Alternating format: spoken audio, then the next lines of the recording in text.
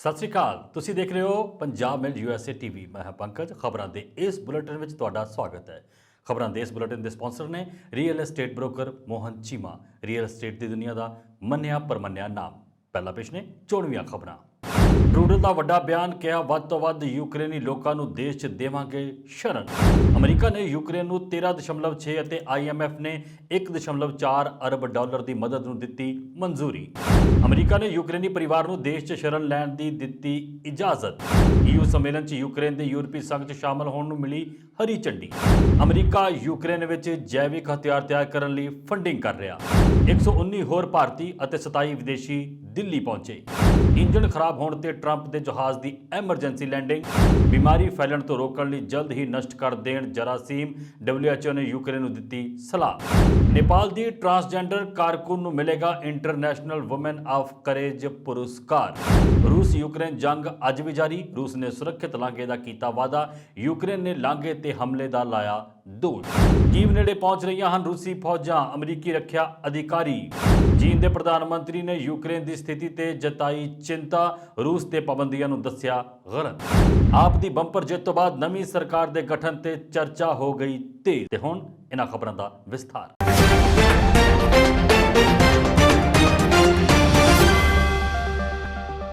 Canadian ਪ੍ਰਧਾਨ ਮੰਤਰੀ Justin Trudeau ਨੇ ਪੋਲੈਂਡ ਦੌਰੇ ਦੌਰਾਨ ਵੀਰਵਾਰ ਨੂੰ ਕਿਹਾ ਕਿ ਯੂਕਰੇਨ ਵਿੱਚ ਜੰਗ ਕਾਰਨ ਦੇਸ਼ ਛੱਡਣ ਵਾਲੇ ਲੋਕਾਂ ਵਿੱਚੋਂ ਵੱਧ ਤੋਂ ਵੱਧ ਸ਼ਰਨਾਰਥੀਆਂ ਨੂੰ ਕੈਨੇਡਾ ਸ਼ਰਨ ਦੇਵੇਗਾ। ਟਰੂਡੋ ਨੇ ਕਿਹਾ ਕਿ ਜ਼ਿੰਦਾ ਰਹਿਣ ਲਈ ਆਪਣਾ ਸਭ ਕੁਝ ਪਿੱਛੇ ਛੱਡ ਕੇ ਦੇਸ਼ ਵਿੱਚੋਂ ਨਿਕਲ ਰਹੇ ਯੂਕਰੇਨ ਦੇ ਲੱਖਾਂ ਲੋਕਾਂ ਨੂੰ ਦੇਖ ਕੇ ਸਾਡਾ ਦਿਲ ਦੁਖੀ ਹੋ ਜਾਂਦਾ ਹੈ। ਟਰੂਡੋ ਨੇ ਪੋਲੈਂਡ 'ਚ ਕਿਹਾ ਕਿ ਕੈਨੇਡਾ ਮਦਦ ਕਰੇਗਾ।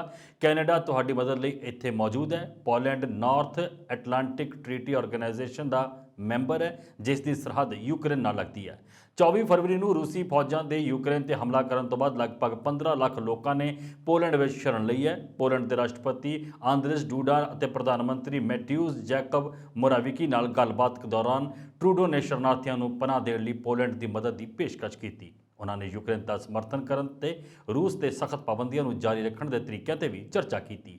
ਟਰੂਡੋ ਨੇ ਵਾਰਸਾ ਵਿੱਚ ਅਮਰੀਕੀ ਉਪ ਰਾਸ਼ਟਰਪਤੀ ਕਮਲਾ ਹੈਰਿਸ ਨਾਲ ਵੀ ਮੁਲਾਕਾਤ ਕੀਤੀ। ਟਰੂਡੋ ਨੇ ਕਿਹਾ ਕਿ ਉਹਨਾਂ ਦੀ ਸਰਕਾਰ ਸ਼ਰਨਾਰਥੀਆਂ ਨੂੰ ਕੈਨੇਡਾ ਆਉਣ ਦੀ ਇਜਾਜ਼ਤ ਦੇਣ ਲਈ ਇਮੀਗ੍ਰੇਸ਼ਨ ਪ੍ਰਕਿਰਿਆਵਾਂ ਨੂੰ ਤੇਜ਼ ਕਰ ਰਹੀ ਹੈ, ਜਿੱਥੇ ਯੂਕਰੇਨੀ ਮੂਲ ਦੇ ਬਹੁਤ ਸਾਰੇ ਲੋਕ ਰਹਿੰਦੇ ਨੇ। ਟਰੂਡੋ ਨੇ ਡੂਡਾ ਨਾਲ ਸੰਯੁਕਤ ਪੱਤਰਕਾਰ ਸੰਮੇਲਨ ਵਿੱਚ ਕਿਹਾ ਕਿ ਉਹ ਜਦੋਂ ਇੱਥੇ ਆਉਣਗੇ ਅਸੀਂ ਉਹਨਾਂ ਨੂੰ ਪੜ੍ਹਨ, ਕੰਮ ਕਰਨ ਦੀ ਇਜਾਜ਼ਤ ਦੇਵਾਂਗੇ, ਜਦੋਂ ਕਿ ਬਹੁਤ ਸਾਰੇ ਉਮੀਦ ਕਰਨਗੇ ਕਿ ਉਹ ਸੰਘਰਸ਼ ਖਤਮ ਹੋਣ ਤੋਂ ਬਾਅਦ ਯੂਕਰੇਨ ਵਾਪਸ ਆਉਣ ਦੇ ਯੋਗ ਹੋਣਗੇ। ਉੱਥੇ ਬਹੁਤ ਸਾਰੇ ਕੈਨੇਡਾ ਵਰਗੇ ਦੇਸ਼ਾਂ ਵਿੱਚ ਅੱਗੇ ਦੀ ਜ਼ਿੰਦਗੀ ਜਿਉਣਾ ਚਾਹੁਣਗੇ ਅਤੇ ਅਸੀਂ ਵੱਧ ਤੋਂ ਵੱਧ ਲੋਕਾਂ ਨੂੰ ਸ਼ਰਨ ਦੇਵਾਂਗੇ। ਟਰੂਡੋ ਨੇ ਕਿਹਾ ਕਿ ਕੈਨੇਡਾ ਮਨੁੱਖੀ ਦੁਖਾਂਤ ਲਈ ਜ਼ਿੰਮੇਵਾਰ ਰੂਸੀ ਨੇਤਾਵਾਂ, ਖਾਸ ਕਰਕੇ ਰਾਸ਼ਟਰਪਤੀ ਵਲਾਦੀਮੀਰ ਪੁਤਿਨ ਨੂੰ ਹੇਗ ਸਥਿਤ ਅੰਤਰਰਾਸ਼ਟਰੀ ਅਪਰਾਧਿਕ ਅਦਾਲਤ ਦੇ ਸਾਹਮਣੇ ਲਿਆਉਣ ਵਿੱਚ ਸਰਗਰਮੀ ਨਾਲ ਮਦਦ ਕਰੇਗਾ।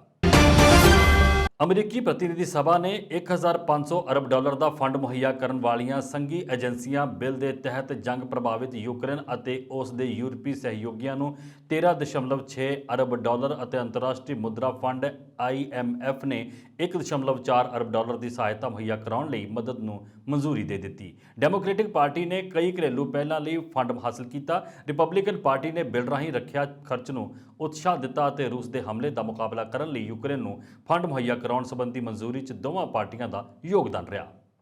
ਅੰਤਰਰਾਸ਼ਟਰੀ ਮੁਦਰਾ ਫੰਡ ਦੇ ਕਾਰਜਕਾਰੀ ਬੋਰਡ ਨੇ ਤੁਰੰਤ ਵਿੱਤੀ ਪੋਸ਼ਣ ਦੀਆਂ ਜ਼ਰੂਰਤਾਂ ਨੂੰ ਪੂਰਾ ਕਰਨ ਅਤੇ ਜੰਗ ਦੇ ਆਰਥਿਕ ਪ੍ਰਭਾਵ ਨੂੰ ਘੱਟ ਕਰਨ 'ਚ ਮਦਦ ਕਰਨ ਲਈ ਰੈਪਿਡ ਫਾਈਨਾਂਸਿੰਗ ਇੰਸਟਰੂਮੈਂਟ RFI ਦੇ ਤਹਿਤ ਯੂਕਰੇਨ ਲਈ 1.4 ਅਰਬ ਡਾਲਰ ਦੀ ਮਦਦ ਦੇਣ ਨੂੰ ਮਨਜ਼ੂਰੀ ਦਿੱਤੀ ਹੈ। ਅਮਰੀਕੀ ਅਧਿਕਾਰੀਆਂ ਨੇ ਵੀਰਵਾਰ ਨੂੰ ਇੱਕ ਯੂਕਰੇਨੀ ਔਰਤ ਅਤੇ ਉਸਦੇ 3 ਬੱਚਿਆਂ ਨੂੰ ਦੇਸ਼ ਵਿੱਚ ਸ਼ਰਨ ਲੈਣ ਦੀ ਇਜਾਜ਼ਤ ਦਿੱਤੀ। ਬੁੱਧਵਾਰ ਨੂੰ ਔਰਤ ਨੂੰ ਬਾਈਡਨ ਪ੍ਰਸ਼ਾਸਨ ਦੀਆਂ ਵਿਆਪਕ ਪਾਬੰਦੀਆਂ ਦੇ ਤਹਿਤ ਅਮਰੀਕਾ ਵਿੱਚ ਦਾਖਲ ਹੋਣ ਤੋਂ ਇਨਕਾਰ ਕਰ ਦਿੱਤਾ ਗਿਆ ਸੀ। ਵੀਰਵਾਰ ਨੂੰ ਇੱਕ 34 ਸਾਲ ਦੀ ਔਰਤ ਅਤੇ ਉਸਦੇ 3 ਬੱਚੇ 6, 12 ਅਤੇ 14 ਸਾਲ ਦੇ ਸੈਨ ਡਿਏਗੋ ਵਿੱਚ ਸਾਰੀਆਂ ਰਸਮਾਂ ਪੂਰੀਆਂ ਕਰਨ ਲਈ ਦਾਖਲ ਹੋਏ। ਇਸ ਤੋਂ ਪਹਿਲਾਂ ਸੰਸਦ ਵਿੱਚ ਬਹੁਮਤ ਨੇਤਾ ਚੱਕ ਸ਼ੂਮਰ ਸਮੇਤ ਡੈਮੋਕ੍ਰੈਟਿਕ ਪਾਰਟੀ ਦੇ ਸੰਸਦ ਮੈਂਬਰਾਂ ਨੇ ਅਮਰੀਕਾ ਵਿੱਚ ਔਰਤ ਨੂੰ ਸ਼ਰਨ ਦੇਣ ਤੋਂ ਇਨਕਾਰ ਕਰਨ ਦੇ ਬਾਈਡਨ ਪ੍ਰਸ਼ਾਸਨ ਦੇ ਫੈਸਲੇ ਦੀ ਆਲੋਚਨਾ ਕੀਤੀ। Centre for gender and refugee studies ਦੇ ਕਾਨੂੰਨ ਨਿਰਦੇਸ਼ਕ ਬਲੇਨ ਬੂਚੇ ਜਦੋਂ ਬੁੱਧਵਾਰ ਨੂੰ ਤਿਜੁਆਨਾ ਤੋਂ ਸੈਨ ਡਿਏਗੋ ਪਰਤ ਰਹੇ ਸੀ, ਉਦੋਂ ਉਹਨਾਂ ਨੇ ਯੂਕਰੇਨੀ ਔਰਤ ਅਤੇ ਉਸਦੇ ਬੱਚਿਆਂ ਨੂੰ ਰੋਂਦੇ ਹੋਏ ਦੇਖਿਆ।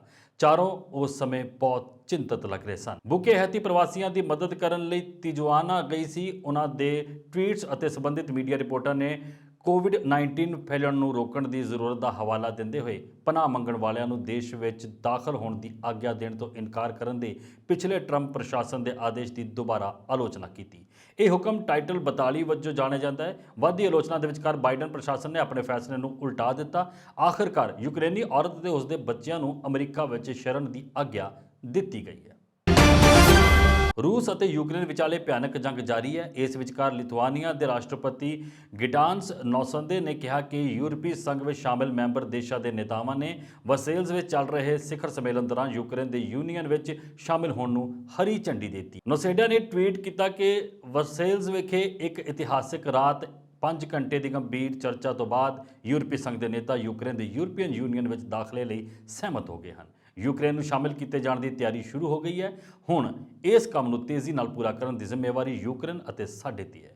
ਬਹਾਦਰ ਯੂਕਰੇਨੀ ਰਾਸ਼ਟਰ ਇਹ ਜਾਣਨ ਦਾ ਹੱਕਦਾਰ ਹੈ ਕਿ ਉਹਨਾਂ ਦਾ ਯੂਰਪੀਅਨ ਯੂਨੀਅਨ ਵਿੱਚ ਸਵਾਗਤ ਹੈ। ਰੂਸ ਨੇ ਦਾਅਵਾ ਕੀਤਾ ਕਿ ਅਮਰੀਕਾ ਯੂਕਰੇਨ ਵਿੱਚ ਜੈਵਿਕ ਹਥਿਆਰ ਤਿਆਰ ਕਰਨ ਲਈ ਫੰਡਿੰਗ ਕਰ ਰਿਹਾ ਹੈ। ਇਸ ਸੰਬੰਧੀ ਰੂਸ ਨੇ ਸੰਯੁਕਤ ਰਾਸ਼ਟਰ ਸੁਰੱਖਿਆ ਪਰਿਸ਼ਦ ਨੂੰ ਇੱਕ ਐਮਰਜੈਂਸੀ ਬੈਠਕ ਬੁਲਾਉਣ ਦੀ ਬੇਨਤੀ ਵੀ ਕੀਤੀ ਹੈ, ਜਿਸ ਨੂੰ ਸੰਯੁਕਤ ਰਾਸ਼ਟਰ ਦੁਆਰਾ ਸਵੀਕਾਰ ਕਰ ਲਿਆ ਗਿਆ ਹੈ। ਸ਼ੁੱਕਰਵਾਰ ਨੂੰ ਹੋਣ ਜਾ ਰਹੀ ਇਸ ਬੈਠਕ 'ਚ ਰੂਸ ਦੇ ਜੈਵਿਕ ਹਥਿਆਰਾਂ ਵਾਲੇ ਦਾਅਵੇ ਤੇ ਚਰਚਾ ਕੀਤੀ ਜਾਏਗੀ, ਜਿਸ ਬਾਰੇ ਪੱਛਮੀ ਦੇਸ਼ਾਂ ਦਾ ਕਹਿਣਾ ਹੈ ਕਿ ਉਹ ਆਪ ਯੂਕਰੇਨ ਵਿੱਚ ਜੈਵਿਕ ਅਤੇ ਰਸਾਇਣਕ ਹਥਿਆਰਾਂ ਦੀ ਆਪਣੀ ਸੰਭਾਵਿਤ ਭਵਿੱਖੀ ਵਰਤੋਂ ਨੂੰ ਜਾਇਜ਼ ਠਹਿਰਾਉਣ ਲਈ ਇਹ ਇਲਜ਼ਾਮ ਲਗਾ ਰਿਹਾ ਹੈ। ਇਸ ਤੋਂ ਪਹਿਲਾਂ ਯੂਕਰੇਨ ਦੇ ਰਾਸ਼ਟਰਪਤੀ ਨੇ ਇਸ ਗੱਲ ਤੋਂ ਇਨਕਾਰ ਕੀਤਾ ਕਿ ਯੂਕਰੇਨ ਅਜਿਹੇ ਕਿਸੇ ਵੀ ਹਥਿਆਰ ਦਾ ਉਤਪਾਦਨ ਕਰ ਰਿਹਾ ਹੈ ਅਤੇ ਉਹਨਾਂ ਨੇ ਰੂਸ ਤੇ ਇਲਜ਼ਾਮ ਲਗਾਇਆ ਕਿ ਉਹ ਯੂਕਰੇਨ ਦੇ ਨਾਗਰਿਕਾਂ ਤੇ ਉਹਨਾਂ ਦੀ ਵਰਤੋਂ ਕਰਨ ਦੀ ਤਿਆਰੀ ਕਰ ਰਿਹਾ ਹੈ। ਭਾਰਤੀ ਹਵਾਈ ਸੈਨਾ ਦਾ ਜਹਾਜ਼ ਅੱਜ ਸਵੇਰੇ ਰੋਮਾਨੀਆ ਦੀ ਰਾਜਧਾਨੀ ਬੁਖਾਰੇਸਟ ਤੋਂ ਇੱਥੇ ਹਿੰਡਨ 에ਅਰਬੇਸ ਤੇ ਪਹੁੰਚਿਆ, ਜਿਸ 'ਚ 119 ਭਾਰਤੀ ਅਤੇ 27 ਵਿਦੇਸ਼ੀ ਸਵਾਰ ਸਨ। ਇਹ ਭਾਰਤੀ ਹਵਾਈ ਫੌਜ ਦੀ 17ਵੀਂ ਉਡਾਣ ਸੀ ਜੋ ਯੂਕਰੇਨ 'ਚ ਫਸੇ ਲੋਕਾਂ ਨੂੰ ਵਤਨ ਲੈ ਕੇ ਪਹੁੰਚੀ। ਯੂਕਰੇਨ 'ਚ ਜੰਗ ਲੱਗਣ ਮਗਰੋਂ ਭਾਰਤ ਵੱਲੋਂ ਆਪਣੇ ਨਾਗਰਿਕਾਂ ਨੂੰ ਰੋਮਾਨੀਆ, ਹੰਗਰੀ, ਸਲੋਵਾਕੀਆ ਅਤੇ ਪੋਲੈਂਡ ਤੋਂ ਵਤਨ ਲਿਆਂਦਾ ਗਿਆ ਹੈ, ਕਿਉਂਕਿ ਯੂਕਰੇਨੀ ਹਵਾਈ ਖੇਤਰ 24 ਫਰਵਰੀ ਤੋਂ ਬੰਦ ਪਿਆ ਹੈ। ਭਾਰਤੀ ਹਵਾਈ ਸੈਨਾ ਦੀ ਉਡਾਣ C-17 ਅੱਜ ਤੜਕੇ ਕਰੀਬ 5:40 ਤੇ ਪਹੁੰਚੀ। ਵਿਦੇਸ਼ ਰਾਜ ਮੰਤਰੀ ਰਾਜਕੁਮਾਰ ਰੰਜਨ ਸਿੰਘ ਨੇ 에ਅਰਬੇਸ ਤੇ ਭਾਰਤੀਆਂ ਅਤੇ ਵਿਦੇਸ਼ੀਆਂ ਦਾ ਸਵਾਗਤ ਕੀਤਾ। ਅਮਰੀਕਾ ਦੇ ਸਾਬਕਾ ਰਾਸ਼ਟਰਪਤੀ ਡੋਨਾਲਡ ਟਰੰਪ ਨੂੰ ਲਿਜਾ ਰਹੇ ਇੱਕ ਜਹਾਜ਼ ਦਾ ਇੰਜਣ ਬੀਤੇ ਦਿਨੀ ਮੈਕਸੀਕੋ ਦੀ ਖਾੜੀ ਦੇ ਉੱਪਰ ਖਰਾਬ ਹੋ ਗਿਆ। ਇਸ ਦੇ ਕਾਰਨ ਜਹਾਜ਼ ਨੂੰ ਨਿਊ ਓਰਲੀਅਨਜ਼ ਵਿੱਚ ਐਮਰਜੈਂਸੀ ਲੈਂਡਿੰਗ ਲਈ ਮਜਬੂਰ ਹੋਣਾ ਪਿਆ। ਬੁੱਧਵਾਰ ਨੂੰ ਘਟਨਾ ਤੋਂ ਵਾਕਿਫ ਇੱਕ ਅਧਿਕਾਰੀ ਨੇ ਨਾ ਦੱਸਣ ਦੀ ਸ਼ਰਤ ਤੇ ਇਸ ਦੀ ਪੁਸ਼ਟੀ ਕੀਤੀ। ਅਧਿਕਾਰੀ ਦੇ ਮੁਤਾਬਿਕ ਇੰਜਣ ਖਰਾਬ ਹੋਣ ਦੀ ਇਹ ਘਟਨਾ ਸ਼ਨੀਵਾਰ ਰਾਤ 11 ਵਜੇ ਤੋਂ ਕੁਝ ਦੇਰ ਪਹਿਲਾਂ ਉਦੋਂ ਹੋਈ ਜਦੋਂ ਟਰੰਪ ਨਿਊ ਓਰਲੀਅਨਜ਼ ਵਿੱਚ ਰਿਪਬਲਿਕਨ ਪਾਰਟੀ ਦੀ ਰਾਸ਼ਟਰੀ ਕਮੇਟੀ ਦੇ ਚੰਦਾ ਪ੍ਰੋਗਰਾਮ ਵਿੱਚ ਸ਼ਿਰਕਤ ਕਰਨ ਤੋਂ ਬਾਅਦ ਇੱਕ ਦਾਨਦਾਤਾ ਦੇ ਨਿੱਜੀ ਜਹਾਜ਼ ਤੋਂ ਫਲੋਰੀਡਾ ਅਸਟੇਟ ਸਥਿਤ ਆਪਣੇ ਮਾਰੀ-ਲਾਗੋ ਰਿਹਾਇਸ਼ ਪਰਤ ਰਹੇ ਸਨ।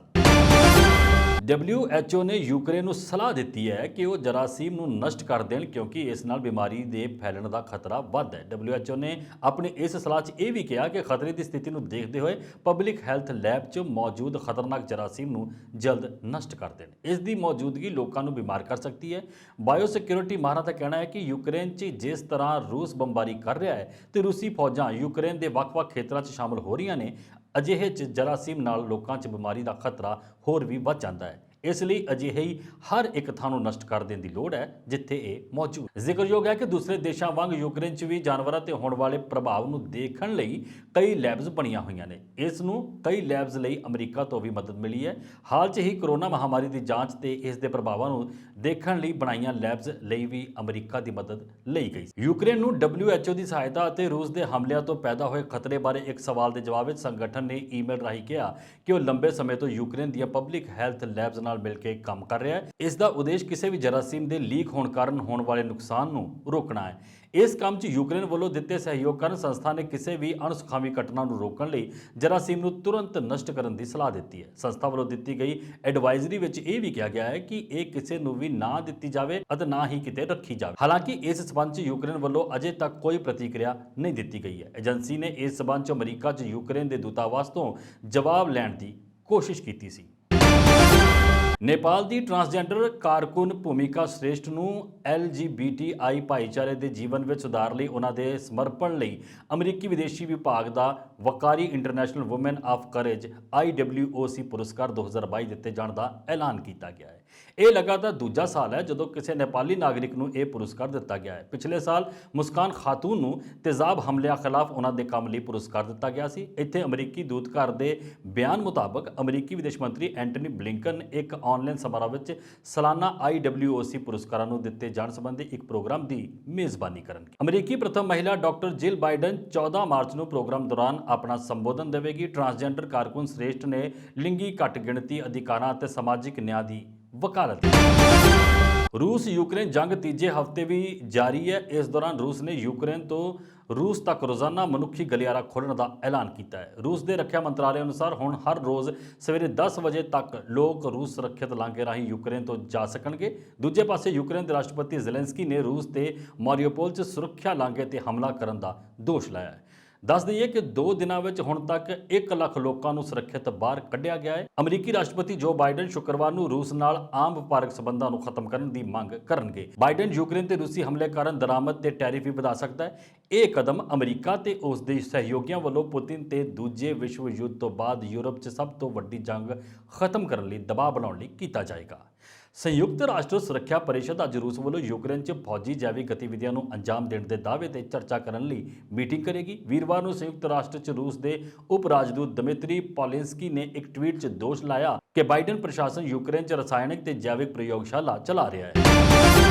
ਸੈਟੇਲਾਈਟ ਤਸਵੀਰਾਂ ਵਿੱਚ ਰਾਜਧਾਨੀ ਕੀਵ ਨੇੜੇ ਇੱਕ ਰੂਸੀ ਕਾਫਲੇ ਦੀਆਂ ਫੌਜਾਂ ਮੁੜ ਤੈਨਾਤ ਹੁੰਦੀਆਂ ਦਿਖਾਈ ਦਿੱਤੀਆਂ ਨੇ। ਸੰਭਾਵਤ ਤੌਰ ਤੇ ਇਹ ਰੂਸੀ ਸੈਨਿਕਾਂ ਦੇ ਰਾਜਧਾਨੀ ਵੱਲ ਵਧਣ ਦਾ ਸੰਕੇਤ ਦਿੰਦੀਆਂ ਹਨ। ਮੈਕਸਰ ਟੈਕਨੋਲੋਜੀਜ਼ ਦੇ ਅਨੁਸਾਰ ਕਾਫਲੇ ਨਾਲ ਆਖਰੀ ਵਾਰ ਨੇੜਲੇ ਐਂਟੋਨੋਵ ਹਵਾਈ ਅੱਡੇ ਦੇ ਉੱਤਰ ਪੱਛਮ ਵੱਲ ਦੇਖੇ ਗਏ ਹੁਣ ਆਲੇ ਦੁਆਲੇ ਦੇ ਕਸਬਿਆਂ ਵਿੱਚ ਚਲੇ ਗਏ ਹਨ। ਮੈਕਸਰ ਨੇ ਕਿਹਾ ਕਿ ਚਿੱਤਰਾਂ ਵਿੱਚ ਇਹ ਵੀ ਦਿਖਾਈ ਦੇ ਰਿਹਾ ਹੈ ਕਿ ਉੱਤਰ ਵੱਲ ਕਾਫਲੇ ਦੇ ਹੋਰ ਹਿੱਸਿਆਂ ਨੇ ਆਪਣੇ ਆਪ ਨੂੰ ਲੁਬਿਆਂਕਾ ਦੇ ਨੇੜੇ ਸਥਿਤ ਕਰ ਲਿਆ ਹੈ ਅਤੇ ਉਹਨਾਂ ਦੇ ਨਾਲ ਤੋਪਖਾਨੇ ਵੀ ਨੇ। ਇਸ ਤੋਂ ਪਹਿਲਾਂ ਵੀਰਵਾਰ ਨੂੰ ਇੱਕ ਸੀਨੀਅਰ ਅਮਰੀਕੀ ਰੱਖਿਆ ਅਧਿਕਾਰੀ ਨੇ ਕਿਹਾ ਕਿ ਰੂਸੀ ਬਲ ਪਿਛਲੇ 24 ਘੰਟਿਆਂ 'ਚ ਕੀਵ ਦੇ 3 ਮੀਲ ਯਾਨੀ ਕਿ 5 ਕਿਲੋਮੀਟਰ ਹੋਰ ਨੇੜੇ ਆ ਗਏ ਨੇ।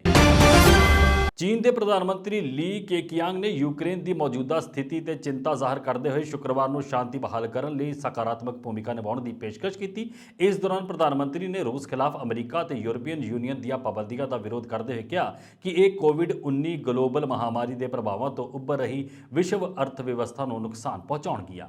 ਚੀਨ ਦੇ ਪ੍ਰਧਾਨ ਮੰਤਰੀ ਲੀ ਕੇਕਿਆਂਗ ਨੇ ਸਾਲਾਨਾ ਸੰਸਦ ਸੈਸ਼ਨ ਦੀ ਸਮਾਪਤੀ ਤੇ ਇੱਕ ਨਿਊਜ਼ ਕਾਨਫਰੰਸ 'ਚ ਕਿਹਾ ਕਿ ਚੀਨ ਨੇ ਯੂਕਰੇਨ ਵਿੱਚ ਵੱਡੇ ਮਾਨਵਤਾਵਾਦੀ ਸੰਕਟ ਨੂੰ ਰੋਕਣ ਲਈ ਬਹੁਤ ਜ਼ਿਆਦਾ ਸੰਜਮ ਦੀ ਮੰਗ ਕੀਤੀ ਹੈ। ਲੀ ਨੇ ਕਿਹਾ ਕਿ ਯੂਕਰੇਨ ਦੀ ਮੌਜੂਦਾ ਸਥਿਤੀ ਗੰਭੀਰ ਹੈ ਅਤੇ ਚੀਨ ਇਸ ਨੂੰ ਲੈ ਕੇ ਡੂੰਘੀ ਚਿੰਤਾ ਵਿੱਚ ਹੈ।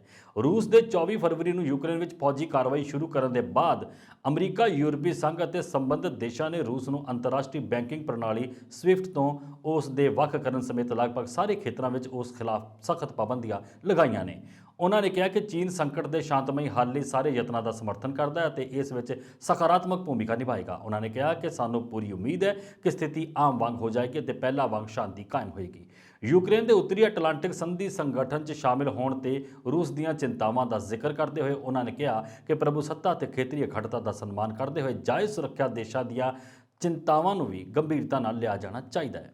ਲੀ ਨੇ ਕਿਹਾ ਕਿ ਸਾਰੇ ਦੇਸ਼ਾਂ ਦੇ ਪ੍ਰਭੂਸੱਤਾ ਅਤੇ ਖੇਤਰੀ ਅਖੰਡਤਾ ਦਾ ਸਨਮਾਨ ਕੀਤਾ ਜਾਣਾ ਚਾਹੀਦਾ ਹੈ। ਸੰਯੁਕਤ ਰਾਸ਼ਟਰ ਚਾਰਟਰ ਦੇ ਉਦੇਸ਼ਾਂ ਦੇ ਸਿਧਾਂਤਾਂ ਦਾ ਪਾਲਣ ਕਰਨਾ ਚਾਹੀਦਾ ਹੈ ਅਤੇ ਸਾਰੇ ਦੇਸ਼ਾਂ ਦੇ ਜਾਇਜ਼ ਚਿੰਤਾਵਾਂ ਨੂੰ ਗੰਭੀਰਤਾ ਨਾਲ ਲੈਣਾ ਚਾਹੀਦਾ ਹੈ। ਪ੍ਰਧਾਨ ਮੰਤਰੀ ਨੇ ਕਿਹਾ ਕਿ ਉਸ ਆਧਾਰ ਤੇ ਚੀਨ ਆਪਣਾ ਮੁਲਾਂਕਣ ਕਰੇਗਾ ਤੇ ਸ਼ਾਂਤੀ ਦੀ ਜਲਦ ਬਹਾਲੀ ਲਈ ਸਕਾਰਾਤਮਕ ਭੂਮਿਕਾ ਨਿਭਾਉਣ ਲਈ ਅੰਤਰਰਾਸ਼ਟਰੀ ਭਾਈਚਾਰੇ ਨਾਲ ਕੰਮ ਕਰੇਗਾ। ਲੀ ਨੇ ਕਿਹਾ ਕਿ ਰੂਸ ਤੇ ਲਗਾਈਆਂ ਜਾ ਰਹੀਆਂ ਪਾਬੰਦੀਆਂ ਵਿਸ਼ਵ ਅਰਥਚਾਰੇ ਨੂੰ ਨੁਕਸਾਨ ਪਹੁੰਚਾਉਣਗੀਆਂ। ਉਹਨਾਂ ਨੇ ਕਿਹਾ ਕਿ ਕੋਵਿਡ-19 ਕਾਰਨ ਵਿਸ਼ਵ ਅਰਥਚਾਰੇ ਨੂੰ ਪਹਿਲਾਂ ਹੀ ਡੂੰਘਾ ਨੁਕਸਾਨ ਹੋਇਆ ਹੈ। ਇਹ ਪਾਬੰਦੀਆਂ ਵਿਸ਼ਵ ਅਰਥਚਾਰੇ ਨੂੰ ਹੋਰ ਨੁਕਸਾਨ ਪਹੁੰਚਾਉਣਗੀਆਂ। ਇਹ ਕਿਸੇ ਦੇ ਹਿੱਤ ਵਿੱਚ ਨਹੀਂ ਹਨ। ਲੀ ਨੇ ਕਿਹਾ ਕਿ ਚੀਨ ਸ਼ਾਂਤੀ ਅਤੇ ਸਥਿਰਤਾ ਨੂੰ ਕਾਇਮ ਰੱਖਣ ਅਤੇ ਵਿਕਾਸ ਅਤੇ ਖੁਸ਼ਹਾਲੀ ਨੂੰ ਬੜਾਵਾ ਦੇਣ ਲਈ ਆਪਣੇ ਉਸਾਰੂ ਯਤਨ ਕਰਨ ਲਈ ਤਿਆਰ। ਲੀ ਨੇ ਕਿਹਾ ਕਿ ਯੂਕਰੇਨ ਖਿਲਾਫ ਫੌਜੀ ਕਾਰਵਾਈ ਸ਼ੁਰੂ ਕਰਨ ਤੋਂ ਬਾਅਦ ਚੀਨ ਨੇ ਇਸ ਮੁੱਦੇ ਤੇ ਕਾਫੀ ਨਿਰਪੱਖ ਰੁਖ ਅਪਣਾਇਆ ਹੈ ਅਤੇ ਰੂਸ ਦੀ ਕਾਰਵਾਈ ਨੂੰ ਹਮਲਾ ਮੰਨਣ ਅਤੇ ਨਿੰਦਾ ਕਰਨ ਤੋਂ ਇਨਕਾਰ ਕਰਦਾ ਹੈ। ਪੰਜਾਬ ਵਿੱਚ ਆਮ ਆਦਮੀ ਪਾਰਟੀ ਦੀ ਜਿੱਤ ਦੇ ਨਾਲ ਹੀ ਨਵੀਂ ਸਰਕਾਰ ਦੇ ਗਠਨ ਨੂੰ ਲੈ ਕੇ ਚਰਚਾ ਤੇਜ਼ ਹੋ ਗਈ ਹੈ। ਆਮ ਆਦਮੀ ਪਾਰਟੀ ਦੀ ਸੁਨਾਮੀ ਤੋਂ ਬਾਅਦ ਬਣਨ ਜਾ ਰਹੀ ਭਗਵੰਤ ਮਾਨ ਦੀ ਅਗਵਾਈ ਵਾਲੀ ਸਰਕਾਰ ਵਿੱਚ ਕਈ ਅਜਿਹੇ ਨੇਤਾ ਹਨ ਜਿਨ੍ਹਾਂ ਨੂੰ ਅਹਿਮ ਜ਼ਿੰਮੇਵਾਰੀਆਂ ਮਿਲਣ ਦੀਆਂ ਮਜ਼ਬੂਤ ਸੰਭਾਵਨਾਵਾਂ ਨੇ। ਇਹਨਾਂ ਵਿੱਚ ਦੂਜੀ ਵਾਰ ਚੋਣ ਜਿੱਤਣ ਵਾਲੇ ਮੌਜੂਦਾ ਨੇਤਾ ਵਿਰੋਧੀ ਧਿਰ ਹਰਪਾਲ ਸਿੰਘ ਚੀਮਾ, ਉਪ ਨੇਤਾ ਵਿਰੋਧੀ ਧਿਰ ਸਰਬਜੀਤ ਕੌਰ ਮਾਣੂਕੇ, ਸਭ ਤੋਂ ਵੱਡੇ ਵੋਟ ਫਰਕ ਨਾਲ ਚੋਣ ਜਿੱਤਣ ਵਾਲੇ ਅਮਨ ਅਰੋੜਾ, ਕੁਲਤਾਰ ਸਿੰਘ ਸੰਧਵਾ, ਪ੍ਰੋਫੈਸਰ ਬਲਜਿੰਦਰ ਕੌਰ, ਗੁਰਮੀਤ ਸਿੰਘ ਮੀਤ ਹੇਰ ਦੇ ਨਾਂ ਸ਼ਾਮਿਲ ਹਨ। ਇਸ ਦੇ ਨਾਲ ਹੀ ਹਰਜੋਤ ਸਿੰਘ ਬੈਂਸ, ਗੁਰਿੰਦਰ ਸਿੰਘ ਗੈਰੀ ਵੜਿੰਗ, ਡਾਕਟਰ ਬਲਵੀਰ ਸਿੰਘ, ਨੀਨਾ ਮਿੱਤਲ, ਅਨਮੋਲ ਗਗਨ ਮਾਨ, ਕੁਲਵੰਤ ਸਿੰਘ ਅਤੇ ਕੁੰਵਰ ਵਿਜੇ ਪ੍ਰਤਾਪ ਸਿੰਘ ਦੇ ਨਾਂ ਵੀ ਸ਼ਾਮਿਲ ਹਨ। ਪਾਰਟੀ ਸੂਤਰਾਂ ਦਾ ਕਹਿਣਾ ਹੈ ਕਿ ਜਿਹੜੇ ਉਮੀਦਵਾਰਾਂ ਨੇ ਕਾਂਗਰਸ, ਅਕਾਲੀ ਦਲ ਅਤੇ ਭਾਜਪਾ ਗੱਠਜੋੜ ਦੇ ਦਿੱਗਜ ਆਗੂਆਂ ਨੂੰ ਕਰਾਰੀ ਹਾਰ ਦਿੱਤੀ ਹੈ, ਉਹਨਾਂ ਨੂੰ ਗਠਿਤ ਹੋਣ ਵਾਲੀ ਸਰਕਾਰ ਵਿੱਚ ਅਹਿਮ ਜ਼ਿੰਮੇਵਾਰੀਆਂ ਮਿਲ ਸਕਦੀਆਂ ਨੇ। ਪਾਰਟੀ ਦੇ ਇੱਕ ਸੀਨੀਅਰ ਆਗੂ ਮੁਤਾਬਕ ਜਿਨ੍ਹਾਂ ਉਮੀਦਵਾਰਾਂ ਨੇ ਚਰਨਜੀਤ ਸਿੰਘ ਚੰਨੀ, ਪ੍ਰਕਾਸ਼ ਸਿੰਘ ਬਾਦਲ, ਸੁਖਬੀਰ ਸਿੰਘ ਬਾਦਲ, ਕੈਪਟਨ ਅਮਰਿੰਦਰ ਸਿੰਘ, ਨਵਜੋਤ ਸਿੱਧੂ ਅਤੇ ਬਿਕਰਮ ਮਜੀਠੀਆ ਵਰਗੇ ਦਿੱਗਜ ਲੀਡਰਾਂ ਨੂੰ ਹਰਾਇਆ ਹੈ, ਉਹਨਾਂ ਨੂੰ ਹਰ ਹਾਲ ਵਿੱਚ ਨਵੀਂ ਬਣਨ ਵਾਲੀ ਸਰਕਾਰ ਵਿੱਚ ਵੱਡੀ ਜ਼ਿੰਮੇਵਾਰੀ ਸੌਂਪੀ ਜਾ ਸਕਦੀ। ਖਬਰਾਂ ਦੇ ਇਸ ਬੁਲੇਟਿਨ ਵਿੱਚ ਅੱਜ ਵਾਸਤੇ ਇੰਨਾ ਹੀ। ਹੋਰ ਅਪਡੇਟਸ ਲਈ ਦੇਖਦੇ ਰਹੋ ਪੰਜਾਬ ਮਿਲ USA TV। ਸਤਿ ਸ਼੍ਰੀ ਅਕਾਲ।